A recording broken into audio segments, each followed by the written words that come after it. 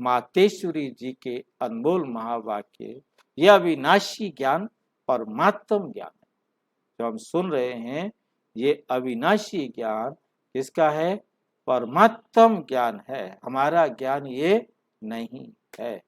इस अविनाशी ज्ञान को परमात्म ज्ञान कहते हैं। इस ज्ञान का मतलब है जीते जी मर जाना, जीते जी मर जाना। इसलिए कोटों में कोई विरला या ज्ञान लेने के लिए हिम्मत रखे। करोड़ों में से कोई आकर ये ज्ञान ले सकते हैं, सब नहीं ले सकते, क्योंकि मरना उनके बस की बात नहीं। और यहाँ तो आते ही पहले मरना पड़ेगा।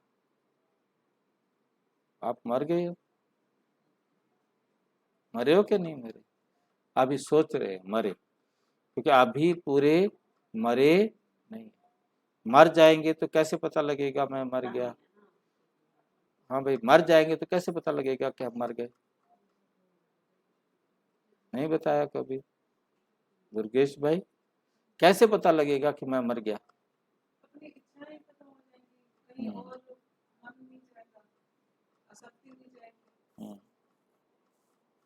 ठीक बोला। आप मर जाएंगे तो कैसे पता लगेगा कि आप मर गए?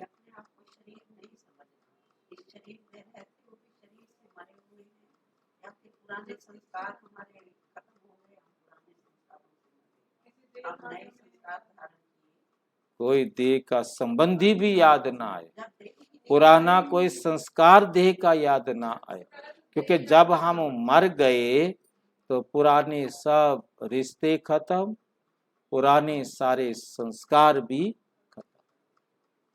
हम मर गए, मर गए तो कोई रिश्तेदार नहीं रहा, कोई संस्कार नहीं रहा।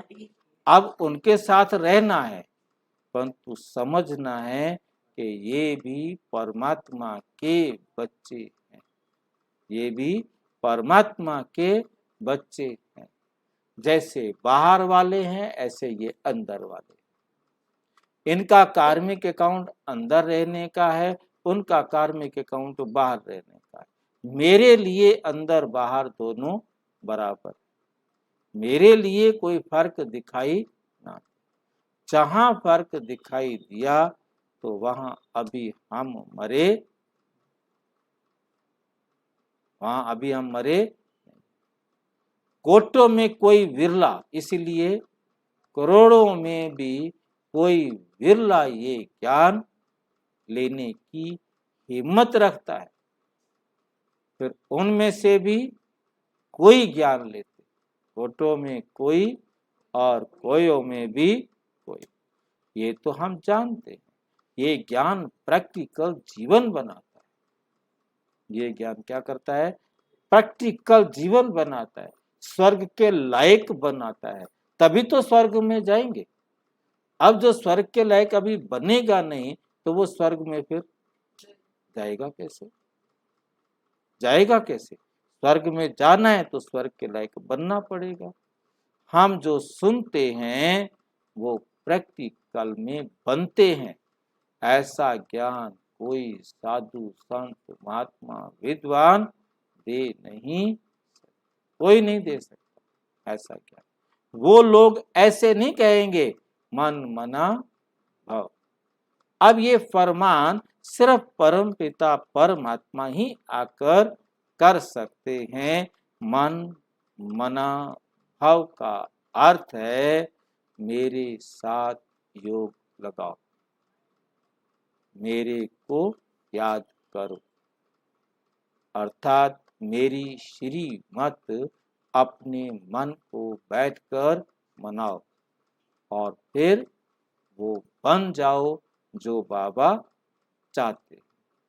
अगर मेरे साथ योग लगाएंगे तो मैं तुम्हें पापों से मुक्त कर वैकुंठ की बादशाही दूंगा।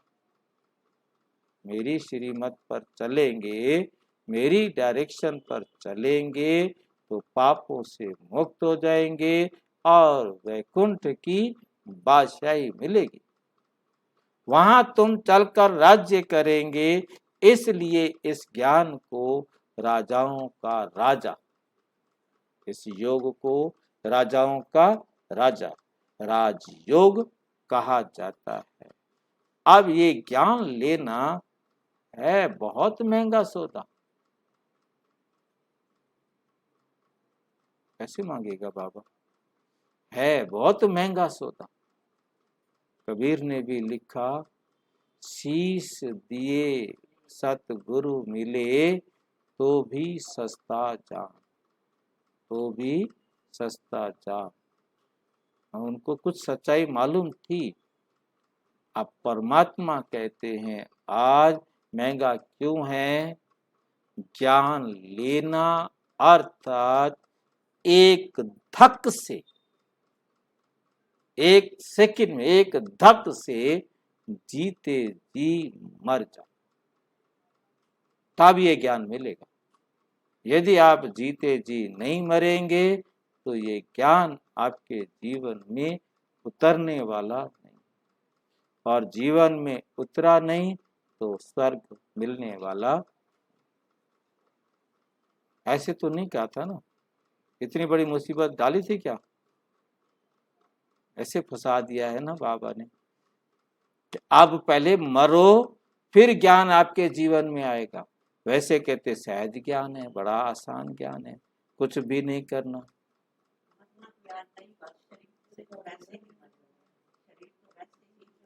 सिर्फ बुद्धि से मरना है, बाकी कोई हमने शरीर को नहीं मारना।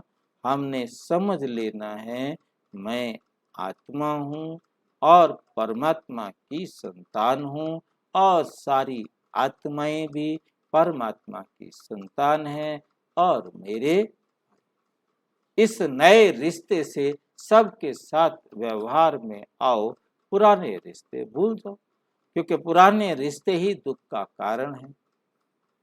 रहना उनके साथ है, वो जो मर्जी करें, सुख देवे उनका भला, दुख देवे उनका भला, परंतु हमने उनको वो देना है जो हमको चाहिए, जो हमको, वो उनकी मर्जी जो देवे। सुख दे देवे तो भी भला ठीक है, हमने कभी रोटी बना के खिलाई होगी, उन्होंने भी खिला दी, नहीं बना के खिलाई तो नहीं खिलाई, खत्म बात। ना दुखी होने की जरूरत है और ना खुश होने की जरूरत। अब उनको वो दो जो आपको चाहिए, सिरदर्दी खत्म, सिंपल है। ये मरना है। शास्त्रों आदि का ज्ञान लेना तो बिल्कुल सस्ता है, कभी भी चले जाओ, कहीं भी चले जाओ, किताब उठाओ, खुद पढ़ लो। उसमें तो घड़ी घड़ी मरना होगा। एक इस जन्म में शास्त्र पढ़ लिए, फिर मर गए, अगले जन्म में फिर शास्त्र पढ़ लिए, फिर मर गए, फिर अगले जन्म में फिर शास्त्र पढ़ो, क्योंकि वो परमात्मा का ज्ञान नहीं। शास्त्रों में परमात्मा का ज्ञान नहीं। इसलिए बाबा कहते हैं वो अब करो, फिर ये व्यापार नहीं रहेगा। अभी टाइम है ये व्यापार करने का, और यदि अभी ये व्यापार नहीं किया फिर आपको 5000 साल तक पूरे कल्प में ये व्यापार करने का मौका नहीं। अच्छा, ओम शांति।